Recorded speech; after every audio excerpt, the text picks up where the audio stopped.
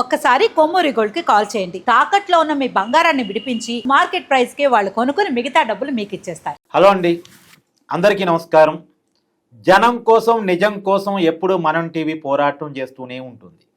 సరిగా కంటెంట్లోకి పోయినప్పుడు జగన్మోహన్ రెడ్డి గారు నిన్న తన ఎమ్మెల్యేలతో కలిసి గవర్నర్ గారి ప్రసంగానికి వచ్చారు.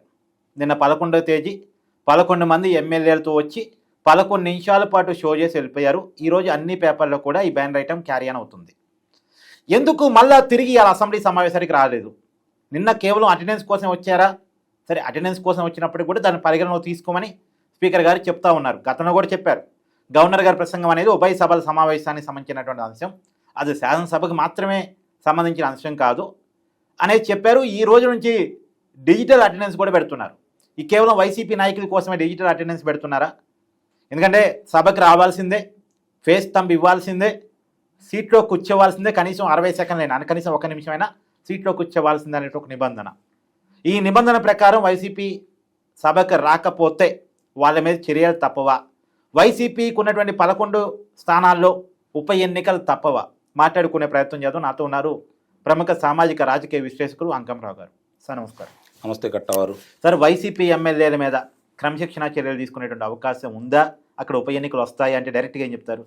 మీరు సీనియర్ జర్నలిస్టు, మీకు కూడా అనుమానాలు వస్తే ఎట్లా? ఎట్టి పరిస్థితుల్లో కూడా వాళ్ళ సభ్యత్వాన్ని రద్దు చేసుకునే కార్యక్రమం వాళ్ళు చేపట్టరు. అవును, ఇది రాసి పెట్టుకోండి. అవును, వాళ్ళు 58వ రోజు కొంతమంది, 59వ రోజు కొంతమంది, 60వ రోజు జగన్మోహన్ రెడ్డి వస్తారు. ఒకవేళ ఆ విధంగా కనుక 60వ రోజు కనుక వాళ్ళు లెక్కేసుకుంటే ఇది పరిగణలోకి ఎటు తీసుకోరు. గవర్నర్ గారి ప్రసంగాన్ని ఎప్పుడు పరిగణలోకి తీసుకోరు. ఉభయ సభలు సమావేశం అయితే వాళ్ళిద్దరిని ఉద్దేశించి ప్రసంగిస్తారు కాబట్టి దీన్ని ఆలోచన వాళ్ళు చేయరు. కాబట్టి ఎట్టి పరిస్థితుల్లో కూడా వస్తారు. నిజంగా గనక వాళ్ళకి జనంలో మాకు బలం ఉంది, మా బలం పెరుగుతుంది, ప్రభుత్వం మీద వ్యతిరేకత వస్తుంది అనే భావనలో కనుక వాళ్ళు ఉన్నట్టయితే ఇలాంటి కార్యక్రమాలు అసలు చేపట్టరు. వాళ్ళు ఏ కాడికి ప్రజల దగ్గరికి వెళ్ళేసి ప్రజా పోరాటాలు చేసి ఉండేవాళ్ళు. ప్రజల కోసం, ప్రభుత్వం మీద వ్యతిరేకంగా, ప్రజా సమస్యల మీద వాళ్ళు పోరాటం చేసేవాళ్ళు. ఇప్పుడు సమస్యలు లేవాలంటే మనం లేవని చెప్పలేము. ప్రభుత్వంలో కొన్ని పొరపాట్లు ఉన్నాయి. అది ఆర్థిక ఇబ్బందుల వల్ల కావచ్చు, లేకపోతే కొంత పరిపాలనా విభాగంలో జరుగుతున్నటువంటి పొరపాట్లు కావచ్చు, ఎంతో కొంత అక్కడక్కడ కాస్త ఇబ్బందులు ఉంటానే ఉన్నాయి. ఎతికితే ప్రజా సమస్య లేకుండా నిస్సందేహంగా ఉంటాయి. వాటి మీద పోరాటం చేయాలి. కాకపోతే ఏందంటే ఆంధ్ర రాష్ట్ర ప్రజల అదృష్టం ఏందంటే జగన్మోహన్ రెడ్డి నాది ఒక రాజకీయ పార్టీ అని కానీ, రాజకీయ పోరాటాలు చేయాలని కానీ, ఇది ప్రజలతోటి సంబంధించిన విషయం కాబట్టి ప్రజల్ని కలుపుకొని వెళ్ళి చేయాలనే ఆలోచన అతను లేకపోవటమే ఈరోజు కూటమి ప్రభుత్వం, ఆంధ్ర రాష్ట్ర ప్రభుత్వం యొక్క, ఆంధ్ర రాష్ట్ర ప్రజల అదృష్టం అంటున్నాను. కూటమి ప్రభుత్వానికి ఎటు ఈయన ఏం చేసినా కూడా మళ్ళీ అధికారంలో తీసుకొచ్చే అవకాశం ప్రజలైతే ఇవ్వరు. కాబట్టి రాష్ట్ర ప్రజల అదృష్టం ఏందంటే కనీసం పోరాటాలకు దిగి ఇతను ఎంతో కొంత ప్రజల దగ్గర సానుభూతి పొంది, అరే మన కోసం పోరాటం చేస్తున్నాడే, ఏమో గతం అంతా మర్చిపోయాడేమో అనే ఆలోచనతో ఒక ఆలోచన చేసేవాళ్ళు. కాబట్టి ప్రజల కోసం పోరాటం చేస్తే గతాన్ని మర్చిపోయేవాళ్ళు కొద్దిగా అనేది అని వాళ్ళు అనుకుంటున్నారు. అదే కొంతమంది విశ్లేషణ కూడా చేస్తున్నారు. నేను దానికి ఒప్పుకోను. ఎందుకంటే అతను పరిపాలన చూశారు. పరిపాలన చూసిన చూసి చూసి పుల్లినట్టు చేయి ఊడి పెడతాడు, పెట్టరు కదా. పరిపాలన నా భూతో నా భవిష్యత్తే కదా. కాబట్టి ఆ ఆలోచన ఊరు చేస్తారు చెప్పండి. ఇక్కడ ప్రజలు వైఎస్ఆర్సీపీ పార్టీని రాజకీయంగా భూస్థాపితం చేయాలనే నిర్ణయానికి వచ్చారు. అందులో ఎలాంటి సందేహం కూడా ఏమి లేదు. దానికి ఆయనకు ఒత్తాసు పలికేవాళ్ళు, ఆ విజయసాయి చెప్పాడు కదా, మేము ఆ డబ్బులు ఇస్తే అతను మాట్లాడుతున్నాడని చెప్పని ఒక జర్నలిస్ట్ గురించి మాట్లాడాడు కదా. అలాంటి వాళ్ళు వచ్చి భుజానేసుకుని మాట్లాడటమే తప్ప, ప్రొఫెసర్స్ సరే ఇక వాళ్ళ గురించి వాళ్ళంటే ఒకప్పుడు నాకు గౌరవభావం ఉండేది. నాకు కూడా వాళ్ళిద్దరి మీద నాకు గౌరవం బాగుండేది. వామపక్ష భావజాలంతో వచ్చిన వాళ్ళు గౌరవం బాగుండేది. కానీ ఎందుకు ఇలా అనేది వాళ్ళ విఘ్నతకి వదిలేద్దాం. ఎందుకంటే వాళ్ళ గురించి విమర్శించే స్థాయి నాదని నేను అనుకోవట్లేదు. ఎందుకంటే వాళ్ళు మొట్టమొదటి నుంచి కూడా పోరాటంలో ఉండేవాళ్ళు. కాబట్టి ఇక్కడ గమనించుకోవాల్సిన అంశం ఏంటంటే, నా వరకు నేను ఆలోచించేది ఏంటంటే, ముందుగా భారతీయుడిని, ఆ తర్వాత నేను ఆంధ్ర రాష్ట్ర పౌరుడిని. అంతిమంగా మనం భారతీయులు. నేను భారతీయుడిని. ముందు నేను ఎవరు అంటే నేను భారతీయుడిని అంట. అలాగే ఆంధ్ర రాష్ట్ర పౌరుడిని. నా ఆంధ్ర రాష్ట్రంలో నా కుటుంబ సభ్యులు, నా బంధువులు, నా స్నేహితులు, నా ఊరు, నా జిల్లా, నా రాష్ట్రం అనుకునే వాళ్ళు నేను మొదటి వాడిని. నా రాష్ట్రం బాగుండాలనుకునే వాళ్ళు నేను మొదటి వాడిని, అందుట్లో ఎలాంటి సందేహం కూడా ఏం లేదు. నా రాష్ట్రం బాగుండాలి అంటే పరిపాలన ఎవరున్నారు అంటే మామూలుగా వాళ్ళు చేసిన పరిపాలన చూసిన తర్వాత జగన్మోహన్ రెడ్డి అనే వ్యక్తి మళ్ళీ అధికారంలో రాకూడదు, దానికోసం నా వంతుగా నేనేం చేయాలనే దానికి ఎప్పుడు నేను ముందుంటా, దాంట్లో ఎలాంటి సందేహం కూడా ఏం లేదు. కాబట్టి అతను చేసిన అరాచకాన్ని ఒకవేళ ఈ కూటమి ప్రభుత్వం మర్చిపోయినా నేను ప్రజలకైతే గుర్తు చేస్తూనే ఉంటాను, అందుట్లో ఎలాంటి సందేహం కూడా ఏం లేదు. ఎందుకంటే 5 సంవత్సరాల పరిపాలనలో 30 సంవత్సరాలు నింకిపోయింది రాష్ట్రం. నిద్రలేని రాత్రులు గడిపాడు నా తోటి ప్రజలు, నిద్రలేని రాత్రులు గడిపారు. ఎప్పుడు రావాలంటే భయం కదా, భయపడ్డారు, ఎప్పుడేం జరిగిద్దని భయపడ్డారు. ఇప్పుడు మీరు ఇందాక ఏదో పోరాటాలు అన్నారు, పోరాటాలు అప్పుడు ఉంటే అయితే బూతులన్నీ ఎదుర్కోవాలి, అయితే దాడులన్నీ ఎదుర్కోవాలి, అయితే కేసులన్నీ ఎదుర్కొని జైలు జీవితాన్ని చూడాలి, అంతే కదా. ఇప్పుడు మీరు ఇక్కడ గమనించుకోవాల్సిన అంశం ఏంటంటే, అంటే మీ ద్వారా నేను కూటమి పెద్దలకి కూటమి కార్యకర్తలకి మీ ద్వారా నేను చేసే విజ్ఞప్తి ఏందంటే, అతను మళ్ళీ ప్రజా పోరాటాలు చేసి అధికారంలో రావాలని అతను కోరుకోవట్లా, ఎందుకంటే ప్రజలు నమ్మరని అతనికి తెలుసు.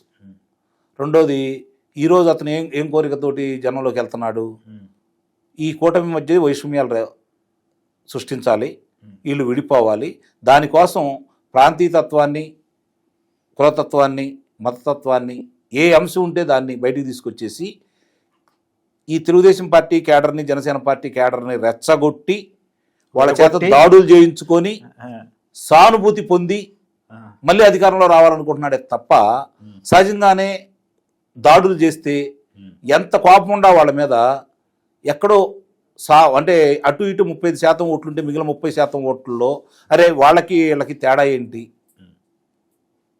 వీళ్ళు అదే పని చేస్తున్నారు కదా అని కొంత వీళ్ళ మీద కోపం రావడానికి ఆస్కారం ఉంటుంది. దానికోసం మాత్రం ప్రయత్నం చేస్తున్నాడు. అతని ట్రాప్లో మీరు పడొద్దు అని చెప్పనైతే నేను కూటమి పెద్దలకి కార్యకర్తలకి మీ ద్వారా నేను విన్నవించుకుంటున్నా.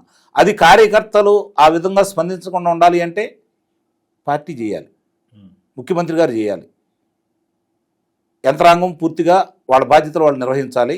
తప్పు చేసిన వాళ్ళకి శిక్షలేసి చట్టబద్ధంగా శిక్షలు వేయగలిగితే ఇలా నోరు ఇష్టారీతిగా మాట్లాడే వాళ్ళని ఎలా అదుపులో చేయాలో వాళ్ళకి తెలుసు. కాబట్టి శిక్షలు, పనిష్మెంట్లు, కేసులు ఇవి వైసీపీ కార్యకర్తలు ఒక స్థాయి నాయకుల వరకు వెళ్తున్నాయి తప్ప వీటన్నిటికీ ఆదేశాలు జారీ చేస్తున్న అధినాయకుల దగ్గరికి వెళ్ళట్లేదు కదా.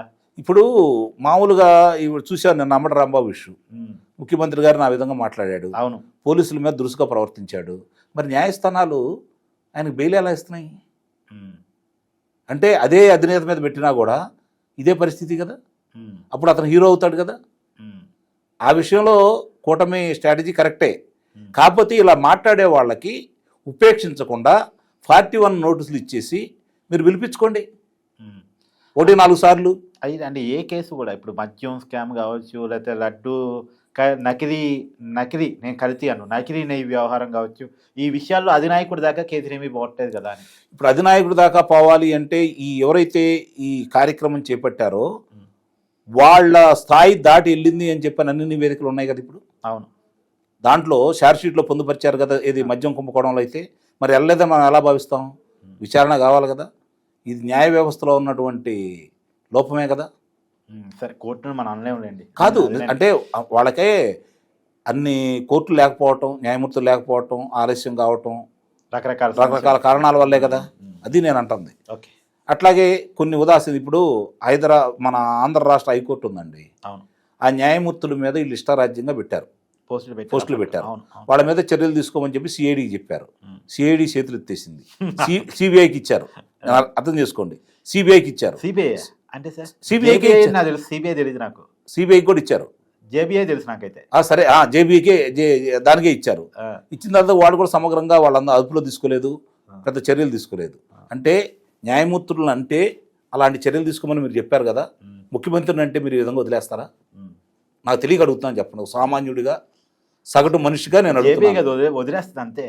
మరి ఇంకేం చేయాలి చెప్పండి? మీరు అన్నట్టు వీళ్ళనే వదిలేస్తే జగన్మోహన్ రెడ్డిని పట్టుకుంటే వాళ్ళు నిమిషం కూడా అట్టి పెట్టేస్తారా?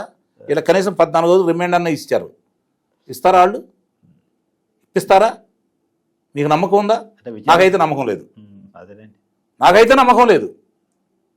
వాళ్ళ మనుషులకే ఇంత రక్షణగా నిలబడ్డప్పుడు జగన్మోహన్ రెడ్డికి వాళ్ళు ఒక స్టీల్ వాల్గా నిలబడరా? సో వ్యవస్థల చేతగానితనం మొత్తానికి నిస్సందేహంగా అనుమానం ఉంది. Thank you sir.